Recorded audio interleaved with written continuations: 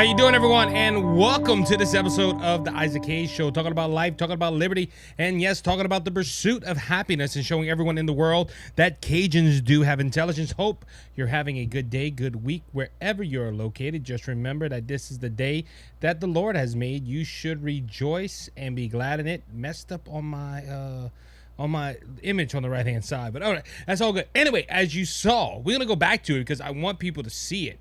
Our new logo, or our new thumbnail, wherever you want to call it. We are introducing our new look. If you're watching on Rumble and on YouTube, you can see it on the screen right now. This is our new thumbnail for the show, new logo, whatever you want to call it. I want to thank Primetime Media, Kelby Dago. He went ahead and put this together. We are updating all the socials in a little while after I record this episode. This is going to be our new look. Let me know what you think. Guys in the chat, if you're in the chat, go ahead and tell me what you think. I like it. I think it looks good. And we got some new stuff. Again, this is all because of Primetime Media. As you know, I have signed with Primetime Media. My good friend Kelby Dago is the founder and owner of Primetime Media. He put together a podcasting network. And you can find my show now on primetimemediala.com /the Isaac Hayes Show. And you can go ahead and watch. Well, go listen to all the podcasts. And I sent articles out there. Kelby has put up multiple articles that I've sent him that I would like to be on the website, and he has graciously done that. So this is a new platform for us, and we're trying to rebrand the show, not change the name or anything, but just update it a little bit. I like this, okay? And I'm doing some stuff for Brothers Just Searching. Brothers Just Searching is not part of Primetime Media, but Brothers Just Searching is I'm trying to get it a facelift up too. So we've been doing Brothers Just Searching for 5 years. 5 years. And we've been doing this show for a little over 4 years. I started right when Donald Trump was his first term ended, or right after the 2020 election. That's when I started. So we're about 4 years in doing politics and talking about culture stuff and all that good stuff. But hope you have a great weekend planned out. I'm running late. I'm running late, very late, because the show usually goes out at 10 o'clock on Fridays, and I don't know what time I'm airing this one yet, but I ran late today. I just couldn't get up, and a lot going on at work. We're trying to keep up with the demands at work. As a lot of you know, I'm a dump truck driver, so we got to do that. And we're just having a good time here in Louisiana. It's getting hot. 2 weeks ago, we had snow. 2 weeks ago, snow. This week, 80s. It's Louisiana weather. It's Louisiana weather, but we got a lot going on in the world today. But again, go check out primetimemediala.com. I think, don't quote me on it, but I think we got a giveaway going on over there. You got to go to the website and check it out. Also, sign up. We need you to sign up. This helps us out more than you know if you sign up. Also, if you're on Rumble, hit the subscribe button at the bottom. It helps me out more than you know. It takes money to do this. So I was scared the other day because I remember the other day I came out and I said, look, I sounded like a robot. I did. I sounded like a robot. Our board was messing up. So I had to go ahead and we had to update it and all that good stuff. But yeah, it was it takes a lot. It takes a lot to do what we're doing. All right, let's start off. I'm going to be using my phone today. My iPad is at the house. And look, the news today and the news for the last several days is DOGE. What is DOGE? This is the Department of Government Efficiency, I believe it's called. And Elon Musk is running this. It was Vivek Ramaswamy that was supposed to help him out with it, but Vivek Ramaswamy has some political endeavors he wants to take care of, so he has stepped aside, and it has been Elon Musk. And ladies and gentlemen, you can tell by the title of this episode, they're saving America money. The Department of Government Efficiency, is to watch the spending of the American government, and this needed to be done. We had the last 4 years a president gone wild with spending. Look, don't get me wrong. President Trump spent money in his first term. I disagreed with the stimulus packages. I disagreed with all kind of other stuff he did. But one of the key factors of his spending was in the military. He rebuilt the military. He updated the military and all that stuff. I'm not against that, okay? Now, according to Donald Trump, before his first term ended, he was planning to start doing things to bring down our national debt. Now, this is a businessman, okay? I remember the first time Donald Trump, well, no, not even Donald Trump. It wasn't Donald Trump. It was Herman Cain when he was running for president. One of my co-workers at a retail store I used to work at would tell me, how can a businessman run the government? He don't know what's going on with the government. A businessman don't know what's going on. And even from that point on, when Herman Cain ran, I was thinking, I think a businessman would be the perfect person to run this country. Because at the end of the day, you can say this, the country of America is not a business, but we operate a lot like a business. We run on a budget. Supposedly, we're supposed to run on a budget. We don't. We have been, and Democrats and Republicans passing this continued resolution, and our national debt is getting close to 40 trillion. It's not there yet, but it's close to it. Our country is spending money like crazy. You need somebody with a business mind to say, hey, look, let's go ahead and fix this. Now, I can understand my critics. My critics would tell me, Isaac, I don't know why you're talking like this. Donald Trump, didn't he bankrupt a couple of times? So did a lot of successful business people. A lot of successful business people went ahead and filed bankruptcy or had hard times. It just kept pushing to go further and further. Donald Trump, yes, bankrupt on failing businesses, but he is overall successful. This man knows money, he knows real estate, and he teams up with Elon Musk. I don't agree with everything with Elon Musk, but you cannot lie, this man is pretty smart.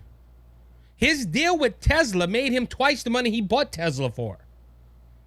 This man is just not rich, he is filthy rich. He knows money. Look what he did with X. He changed the name. I think that was a bad idea. He shouldn't have changed it to X, but he did. We can't control Elon Musk in that sense of his business. But Elon Musk took this job at DOGE, and he's cleaning up house.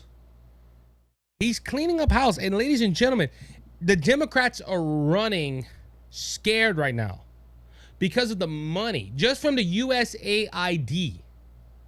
Now, I got word today that Donald Trump said, look, let's close the door. It's worthless. And there's a Trump-appointed judge says, no, you cannot do that. And also, you cannot lay off 2,000 employees. So we're still waiting on what's going to happen with the USAID. Because Secretary of State Marco Rubio is trying to find out what's going on there.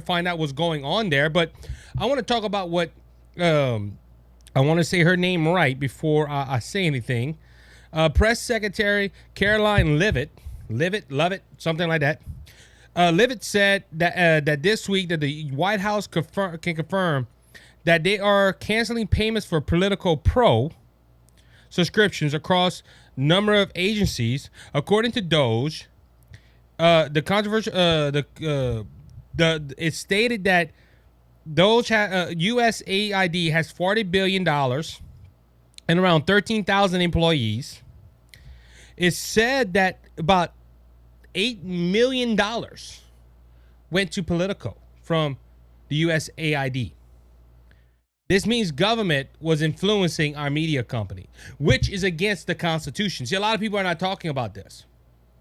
A lot of people, and look, it wasn't just Politico. New York Times and several other media outlets were getting money from the federal government, meaning that we had a state-run media company. Now, look, I read Politico. I read the New York Times. If I pass by an article, I caught one earlier today. I read Politico.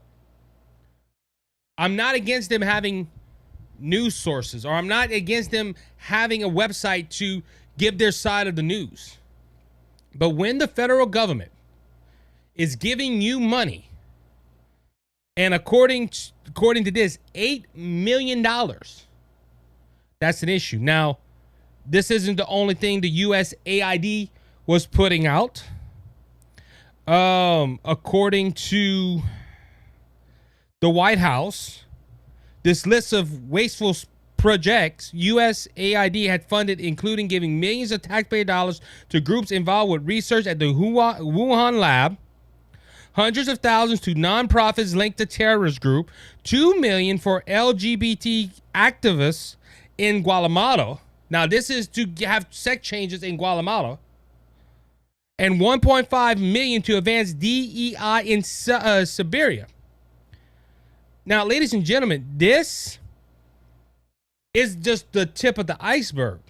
Senator John Kennedy, my senator, my home senator from the state of Louisiana, went through a whole list of things that the USAID was spending. This agency has $40 billion.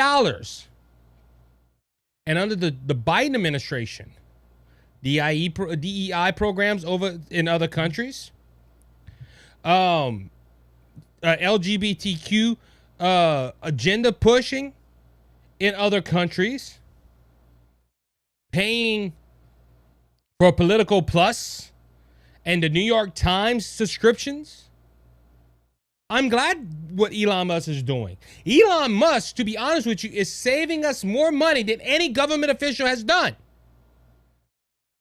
They're going in, they're looking, he's looking into wasteful spending, but you have people like Elizabeth Warren and Maxine Waters and several others that are crying and weeping. Oh, Elon Musk is being a dictator. Trump's being a dictator. He's cutting this off. He's cutting this project off and that project off. That project doesn't have nothing to do with aid. What does a sex change have to do with America helping people survive?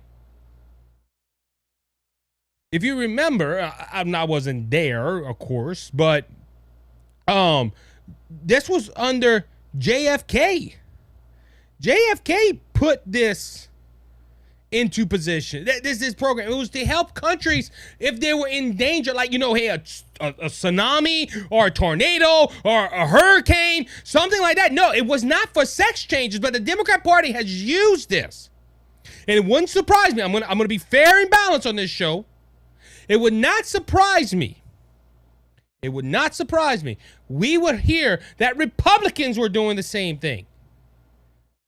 Now, again, I don't know if any Republican has used that because none of them are complaining. They're welcoming this. Most Republicans are. But this is the problem right here. My 2 points for this. These wasteful spending on things other than humanitarian aid. I'm not against humanitarian aid. But we even got to watch out for that too, because if I'm not mistaken, there was part of some money, 2-3 million, whatever the $1 million was sent to a group for Gaza that had Hamas ties to it. Hamas was getting money. Now, look, if I was Israel and I found out about this, I would have to call Donald Trump and say, hey, what happened? We know this isn't Donald Trump's fault. Donald Trump's cleaning this up. But again, you have the Democrats running around. Oh, this is bad. Elon Musk is being a dictator. He's the co-president of the United States. You have these people running around. And look, I even got it. I got this article. It was supposed to be for later on, but I'm going to use it right now because it fits. Texas Democrat, oh, that's another thing, but they're launching impeachment trials or impeachment articles already. Al Green from the state of Texas did so over his Gaza comment the other day, but Democrats only took 16 days to start filing impeachment articles on him. We're going to talk more about that later on. I'm just saying. But if I'm not mistaken, Al Green mentioned Elon Musk in his speech. We have the article. We'll read it later on. Go into more depth with that. You know, let me look at that, right? Because Democrats are being crybabies right now. Let's see. I think he said that. Let's see. Green one. I don't know. I'm trying to see. All right. So I spoke before. Let's see. I thought he mentioned Elon Musk in that speech. I'm trying to look. Anyway, it goes back. But anyway, and we're going to talk more about it later because it's on the Gaza comment or whatever. Oh, look, just apocalyptic. Ilar Omar is really upset about USAID funding freezes. You know why Democrats are upset? Because Democrats know their free money train is gone. Because they were using this agency to get money. And look, all these Democrats, they're griping, Donald Trump campaigned on this. Don't you remember Donald Trump and Elon Musk said, look, we're going to go and we're going to look at spending and we're going to cut back the government. I know a lot of you are probably happy Angry Isaac is coming out. But this is what we voted for, too. That's why I'm upset. These Democrats, their money train is gone. All these fundings for sex changes in Guatemala. How does that benefit America? It don't. It don't. And look, I'm gonna be honest with you. I'm glad what Elon Musk is doing with DOGE. And look, they're running into some hurdles right now. Judges are saying they can't do this, they can't do that. The secretary, the Treasury Department has limited him on looking at certain things for budgets. But if you think about it, besides all the troubles and stuff, just them exposing this alone is a win for them. Because it's showing, just not Democrats, but Republicans, the wasteful spending. They're showing American citizens how much the government is wasting our taxpayer dollars, and we wonder why we're getting close to a $40 trillion debt. And look, all these Democrats, all these, like I said, I haven't heard a Republican gripe yet, but all these Democrats that are griping, this is how I know they're not in line with the founding fathers. If you look at our history, our founding fathers did not want a big government. They didn't. They wanted small government. Because they saw what a big government could do. Our founding fathers, they did not make a career out of being politicians. Now, look, you can't lie. John Adams, Thomas Jefferson, John Quincy Adams, and all these men, yes, they did serve their time until they got to the presidency of the United States. But a lot of these politicians wanted to serve for 1 or 2 terms and go home. Now we got career politicians in there. And we got the federal government paying all kind of employees. Look, this agency alone, 13,000 employees for humanitarian aid. You also have these people that Trump's saying a buyout. They don't want to go back to the office. They want to stay home and still get paid. Look, I'm not going to lie to you. That would be a sweet gig. I think Dr. Mike and Mike Calderese and Kelby Dago and Scott Ford and Amber Maid, we wish we had it like that. To we could just stay home, not really do that much, and get money. I wish. And this is what these federal employees were doing. They were getting paid to sit home and do nothing. And you have CNN, they're shadowing people like we're afraid of restitution from Trump if we tell them what's going on. So they have to shadow ban them. And while they're talking, put a voice changer. Donald Trump got my job. All these people I work with. You didn't go to the office. Oh, I can't believe and all my people I know and work with you. What, you had workday parties at your house? Oh, the Cajun's coming out of me now. Oh, man. And then that's a whole other thing, too. You had Bill Clinton lay off people in the federal government. You had CNN laying off people because of money situation. Now that we have the federal government saying, hey, we have to cut, we're losing money, so we're going to cut to save money. You have CNN and every other mainstream media nut job out there saying, oh, this is wrong. The federal government shouldn't cut people. We're in a deficit, people. I've never heard of a business losing money and keeping people on the payroll. Never, whatsoever. Look, back in 2015, I had a new baby boy in the hospital. And look, I don't talk bad about the people that did this, but they had to do what they had to do. I work for an oil field company. I was a shop hand and a driver. Had a new baby boy in the hospital. Got the phone call. Or I called them because I heard they were laying off, and I called them to see what was going on in case I needed to go look for another job. And they laid me off with a baby in the hospital. Now, granted, the company was good for me. They gave me severance pay, and they helped me out. I was grateful for that company and what they did. The reason they laid me off, though, was not because they didn't like me, because they could not afford it. And look, I'm not saying the federal government can't afford what these things that they done, because someone said that that's a fraction of what the government spends. It is, but every little bit helps.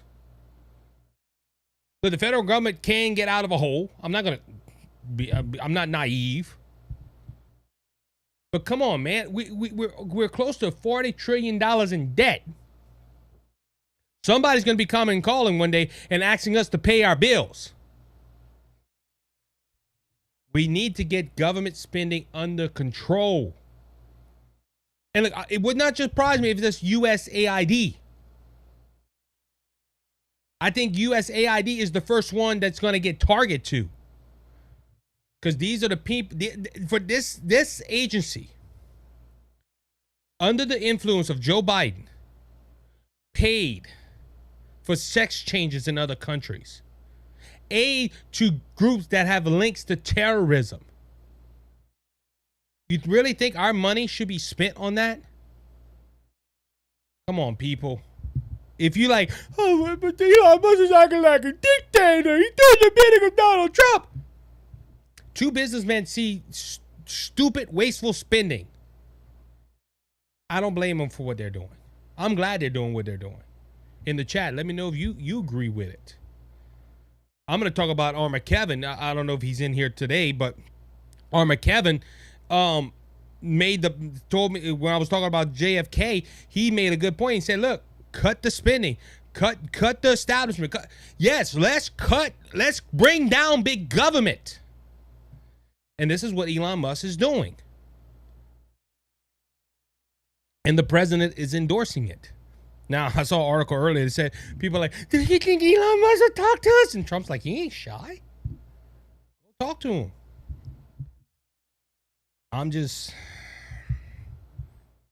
These people, I just don't understand. And like I said, the Democrats crying.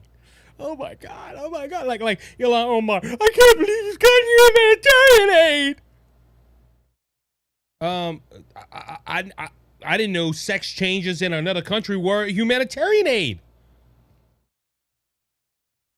And look, we all knew this, okay? We knew that there was wasteful spending in the federal government. We all knew it. It's just how bad, I don't think we didn't fully understand how much they were wastefully spending our money. And look, Donald Trump sees it. I'm glad Donald Trump's doing what he's doing. All right, let's move on to some of the other bigger news this week. Donald Trump signed an executive order, no men in women's sports executive order, surrounded by Riley Gaines and several other activists that were fighting for women's sports were there for the signing of this executive order. This happened on Wednesday. Trump signed the the executive order on National Girl and Women's Sports Day, which celebrates female athletes in women's sports and those who are committed to providing equal access to sports for all females. That doesn't have to be long. It's all about common sense, Trump said before signing the order, adding that women's sports will be only for women. Trump declared the war on women's sports is over. Ladies and gentlemen, first point. It's sad that a president of the United States of America has to sign an executive order declaring that only women are to play in women's sports. Think about that for a second. It is sad that a president of the United States has to sit in the White House and sign an executive order to say that men are not allowed to play in women's sports. What a society we live in. What's sad is that there are people that are delulu out there that think, hey, men can play in women's sports. We've seen it already. We've seen it from the NCAA and other networks and other sports allowing women. Remember the whole controversy with the Olympics? They didn't know if this was a biological male or a biological female. You had one organization saying one thing, you had the other organization saying something else. We didn't know. The lady that got punched by this individual that we don't know was a biological male or biological female said she never got hit like that in her life. That's why she quit. Oh, that's a sissy. She can't just take a hit. If it was a woman, she probably could. But if it was a man, and again, I'm going to bring out this point right here. On boxing and UFC and all that. Everybody looks down on a man hitting a woman, and you should. A man should not beat up on a woman. But when it comes to this transgender issue, and you have a man that feels like he's a woman, so he transitions to a woman, and he goes box, it's okay all of a sudden. It's okay. You only have 2 chromosomes. And I know I said that wrong, and I'm sorry if you're a doctor. Like Dr. Mike, if you're watching, I know I said it wrong. You have XX and you have XY. That's it. You can do 20 surgeries. That's not going to change your DNA. That's science. But you have all the left. Believe the science. Believe the science. Oh, what about this science? Oh, you can't believe the science. There's more than 2 genders. That's fact. But it's sad. Again, it's sad that we have to have a president doing this. Out of his busy day, sign an executive order. And look, this is a great executive order. And now the NCAA all of a sudden agrees with it as well. The NCAA responded to President Trump's executive orders to keep biological men out of women's sports on Wednesday. The NCAA Charles Baker responded to the executive orders in a statement saying it is provided a clear national standard. Baker said the NCAA Board of Governors will review it and take steps to align the organization policies in the coming days. Listen to what he just said. This is a clear statement from him. Now we have a national standard. I know everybody that's watching the chat is going to like this. What kind of Delulu drink this dude is drinking? We have a national standard? Okay, so the President of the United States says a biological man cannot play in women's sports. I just explained a little bit of the science to the best of my knowledge. And this man says, oh, we got a national standard now. Biological men cannot play women's sports. Well, call me home for Christmas. You didn't think before this executive order was signed that biological men shouldn't play in women's sports? Well, hold on, Isaac. I can hear Mr. Baker. Oh, well, hold on, Isaac. You got to realize, if you were a trans woman, we had to count you as a woman, and if a man turns himself into a woman, he's still a biological man. And if you're part of the transgender community, and I offend you, I'm not gonna apologize for telling you the truth. We got a national standard. We didn't need no national standard. We got God's standards. The Bible says clearly, Jesus said it. He made a male and female. Two genders. The Bible don't talk about changing your private parts around to make yourself something else. We got a national standard now. We didn't need a national standard. That's just common sense. Like President Trump just said, that's common sense. You're telling me that you had to have an executive order to say that a biological male could not play in women's sports? And look, I don't know, Mr. Baker. If he has a college degree, he needs to return it because he didn't learn diddly squat. This individual said, we got a national standard now. We got something we can look up to. You couldn't think, man, that ain't right that a biological man should be playing in women's sports.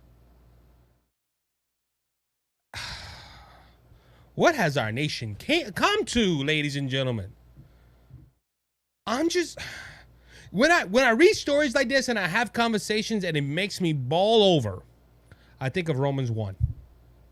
God will give him up to a strange delusion. Or in Cajun scripture, God's going to turn him over to the Delulu juice. I'm just, man, this dude's a nut. That was his whole, man. Why couldn't you just say, look, we fell under pressure from the last administration to push this? And I got proof they pushed this. Look, they pushed it overseas with the USAID. What else is DOGE is going to find? And what Elon Musk is going to find when we hear of the government spending money? How much money did the federal government give to these colleges? Or saying, look, we gave you funding. Now you got to push this issue and put the rule of thumb on them. Can this man just be honest? Well, we really didn't know what we were supposed to do. We were told they were women. You're dumb. I'm sorry that I'm throwing these insults out, but I can't think of anything else to say. This man honestly said, now we have a national standard that we can go to. What? How did you know this before this whole transgender debate started? Man, I'm serious. I'm speechless right now. I am. I can't. How do you? Let me drink a cup of coffee. Get the blood pressure down. There's no national standard. A male should not be playing in women's sports. Oh, look, I'm not against co-ed teams. If there's men and women both playing on this, at least you have a fair shot.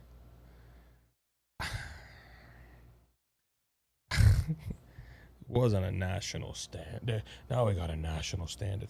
Baloney, man. All right, let's move on. Trump DOJ slaps lawsuits on Illinois and Chicago over sanctuary laws.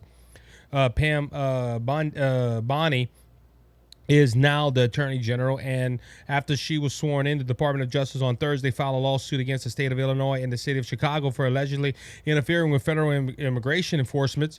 The latest escalation in the battle between Trump administration and Democrat-led cities and states over the administration mass deportation operation. The lawsuit filed in Illinois against Governor J.B. Piskin and Chicago Mayor Brandon Johnson and others claim that several states and local law are designed to and in fact interfere with the discrimination against the federal government enforcement of federal immigration law and violations of the Supreme Clause of the United States Constitution.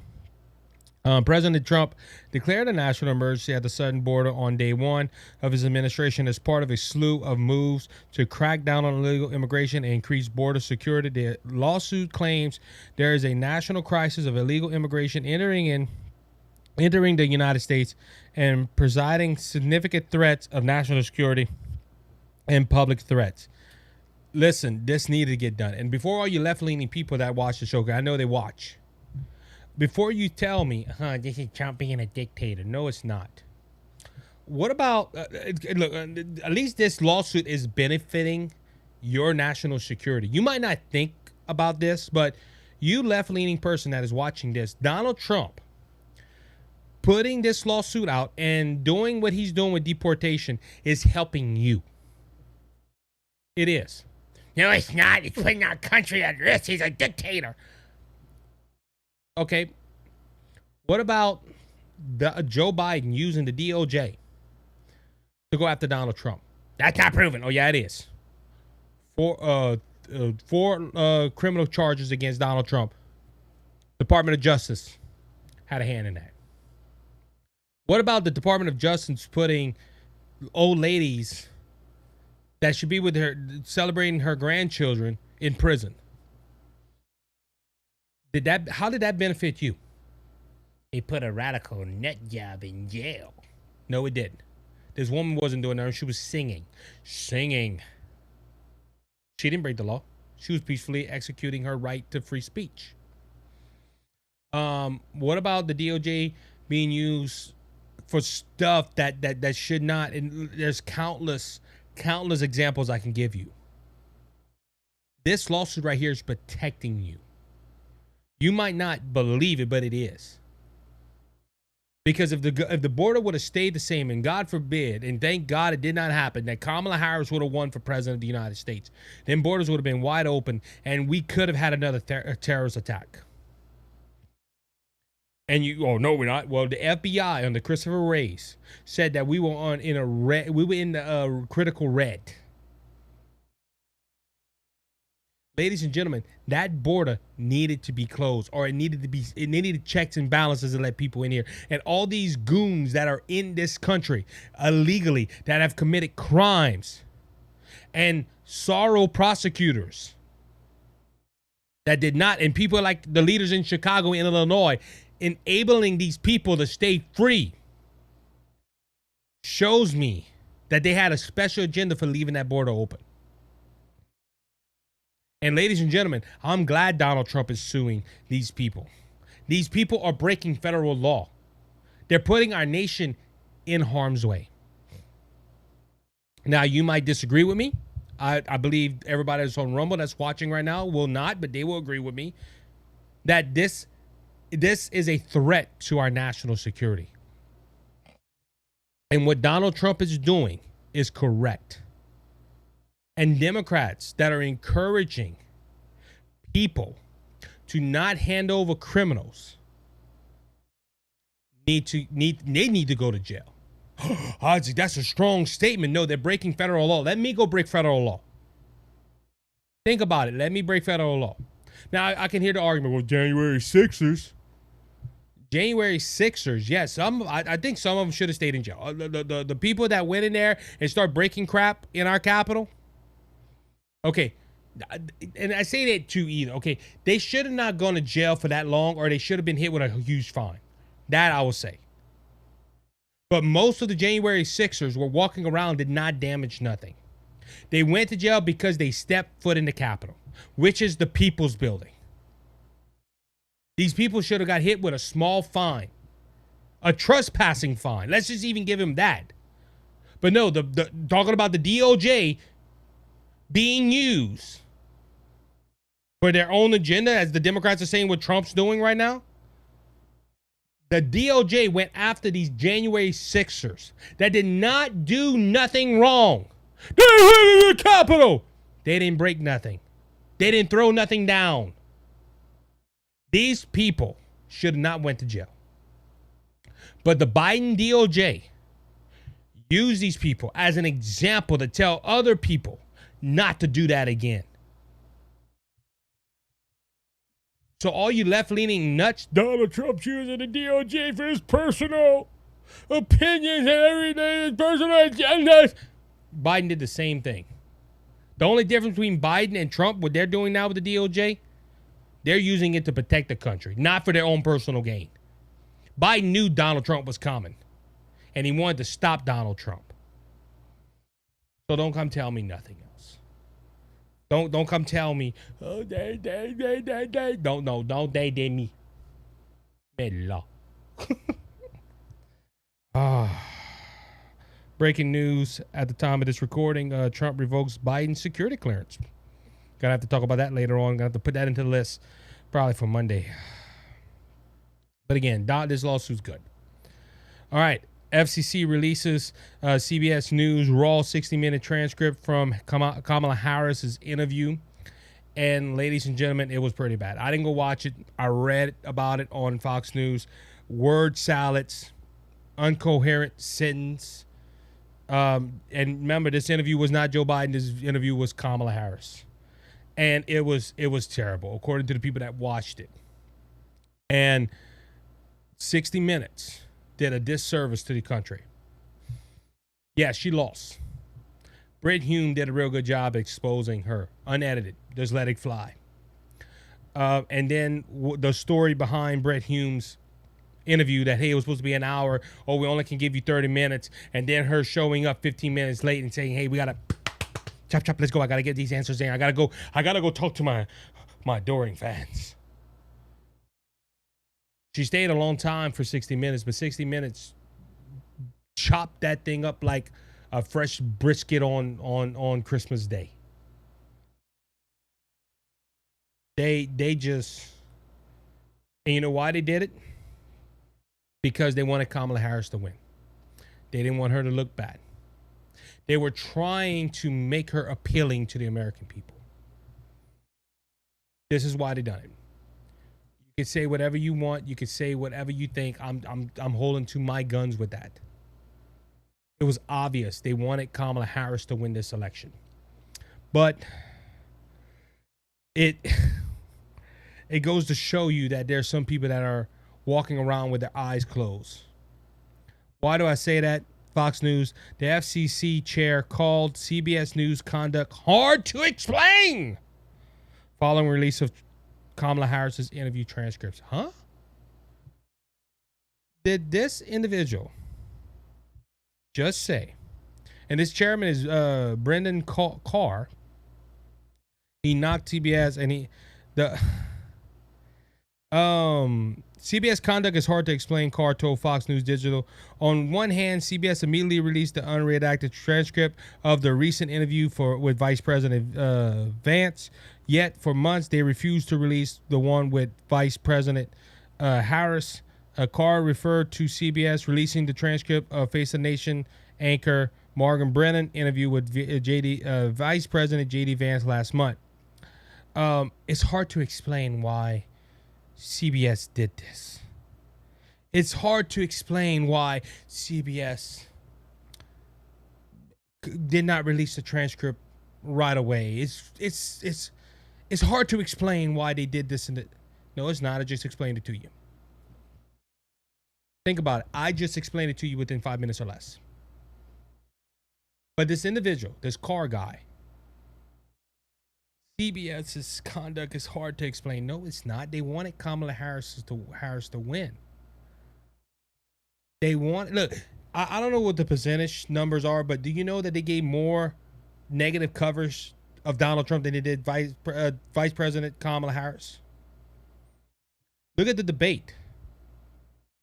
The vice presidential debate. You could see who was clearly the favorite. J.D. Vance had to call them out. You remember? They were fact checking. J.D.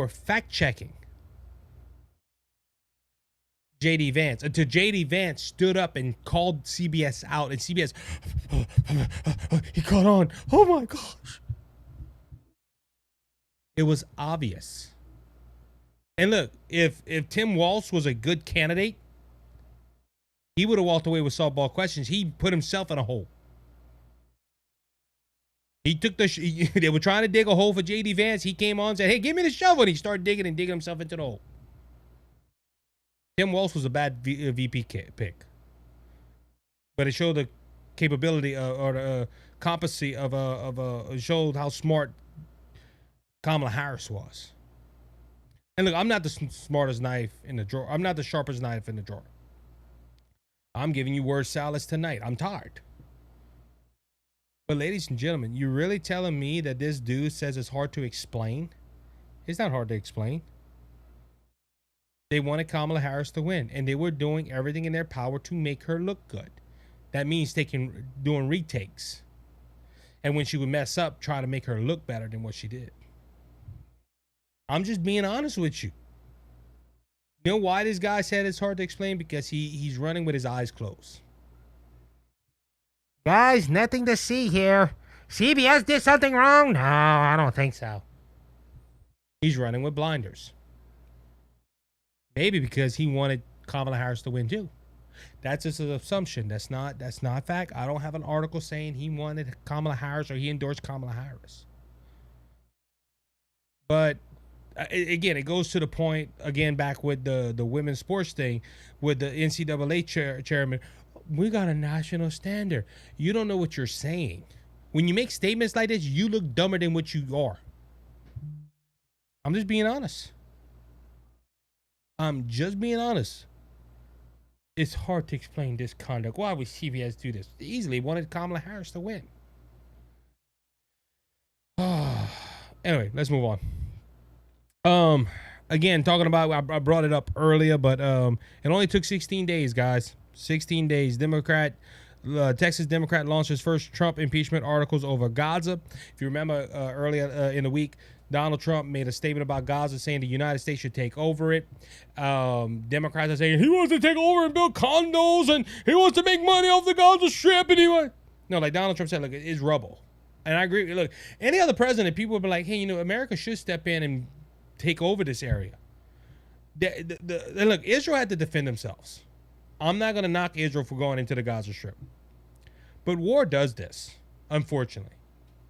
Anywhere there's a war, there's chaos and destruction that follows behind it. Look at World War II. Germany was almost annihilated. England in World War II had destruction and chaos all around it. Any war you talk about, structures are going to be broken and down. And this is the same thing in Gaza. And like Trump said, look, it's ruined. Let us go in there. And look, he said, I'm not going to put no troops in there. And Caroline Leavitt, I think her name is, the new press secretary, who is doing a good job, by the way. At least you can understand her. She not like that. But she made that point. They were pushing her. Hey, we're going to put troops on the ground. We're going to go fight. No. She said, no, we're not going to do that. But what the USAID should have been doing is sending aid to the right people in Gaza so they can rebuild. No, they're saying it's for sex changes and stuff. Donald Trump said that's over with. But he's made the comment, look, I'm going to go ahead. We're going to take over. Now, apparently Al Green, the oldest fart in one of the oldest farts in Congress, he made 3 attempts to impeach Donald Trump the first time he was in office, is starting again. Green rose to address the House on Wednesday and said, ethics cleansing in Gaza is not a joke, especially when it's immense from the President of the United States. Yeah. I don't know why I said that. Anyway, and Israel's Prime Minister Benjamin Netanyahu should be ashamed knowing that the history of his people to stand there and allow such things to be said. Green went on to say his formal impeachment articles are for destructional deeds proposed and destructional deeds done. Now, I'm gonna stop right there while reading this. Destructional deeds and destructional deeds done is not misdemeanors or high crimes against the state of or the country of the United States of America. That's what an impeachment is supposed to be for. Okay? Look, I disagreed with it. I don't think he caused an insurrection. I will make that point clear. But the second impeachment of Donald Trump, the early stages of that impeachment, they really did have an argument. But now, look, granted, they did not do an informal investigation. They did not know all the facts. They just ran with it. That's why I said that they ran with this notion that he incited an insurrection without any investigation, without anything. The Democrats rushed it through to get it to the House floor for an impeachment vote. That was to make Donald Trump look bad. But at least they said, well, we think he incited an insurrection. The first impeachment of Donald Trump was over a phone call that Donald Trump released the transcript showing he didn't do nothing wrong, and they still went after him. And even that, their claim of a quid pro quo, at least they had a crime attached to it. This don't even have a crime to it. Now, this ain't going to go nowhere because even Democrats are not endorsing this. Like, no, we're not going to do this. But they can't even come up with a crime no more. The two things he mentioned is not a crime. And look, we knew this was going to happen. I'm surprised they didn't try to throw an impeachment article on Donald Trump the day of day one. I'm serious. It took 16 days. That got to be a new world record for articles of impeachment of a president of the United States. But again, this is going back to Al Green's liberal ways. He knows they can't beat Donald Trump. He knows they can't go ahead and talk on policy with him.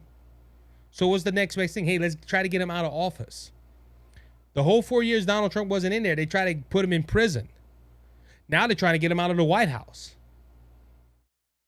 This is not normal for Al Green.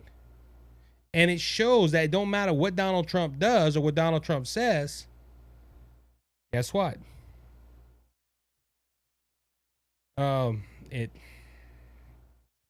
He's going to be bad in their eyes. All right, moving on. Why is this up here? Dang, that was old. All right, let's move on. Zelenskyy wants nukes or NATO. Trump special. Zelenskyy wants nukes or NATO. Trump special envoy Kellogg says slim to no chance. So as we announced the other day that Zelenskyy is ready to have to start talks with Russia and to make a peace deal, but his demands are kind of high.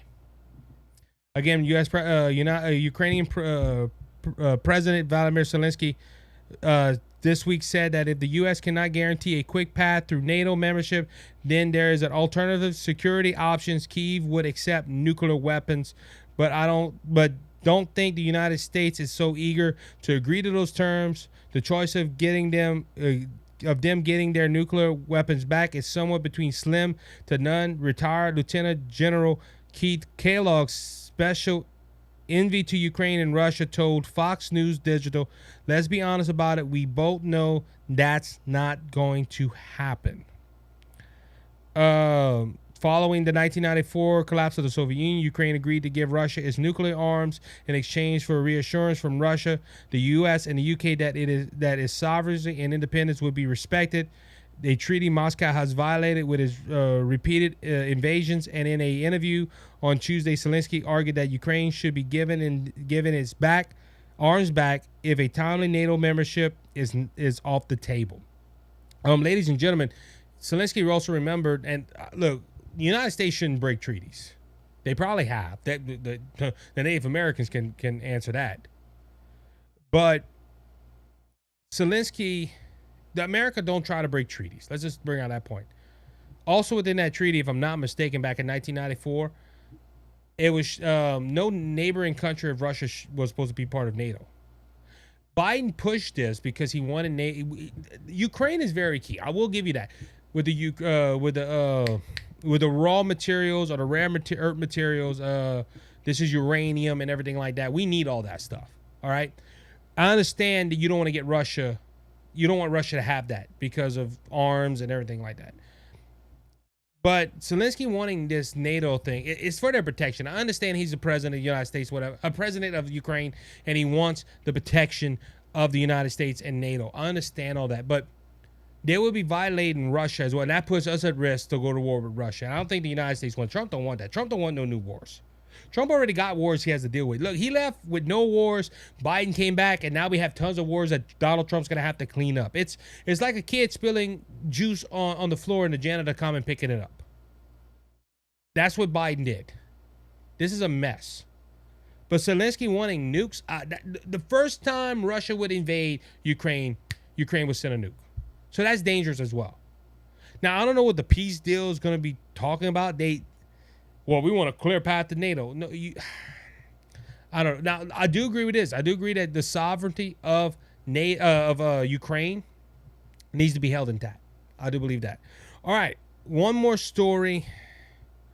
Then we're going to wrap this up and go home. As a lot of you know, the Super Bowl is this weekend. I am watching it. Let me know if you're watching. I know a lot of people are not going to watch it. They think that the refs are going to rig it for Kansas City. There's a lot of people say the NFL is rigged anyway. This is what I get. This is what makes, around this time you see on TikTok, the NFL script has been leaked and this is going to be the score. That's who's going to win. And it don't matter what the game says. Like last year, there was one guy who ran off a TikTok and NBA game. TikTok famous for saying, I have the script. One of the NFL writers gave it to me. Nothing he predicted came true. Nothing. He also told, and he probably made money off it. If you want to see the script, go there and click this link and I'll sell it to you. But he probably did have a script. It wasn't the NFL script, but rigged or not, I don't know.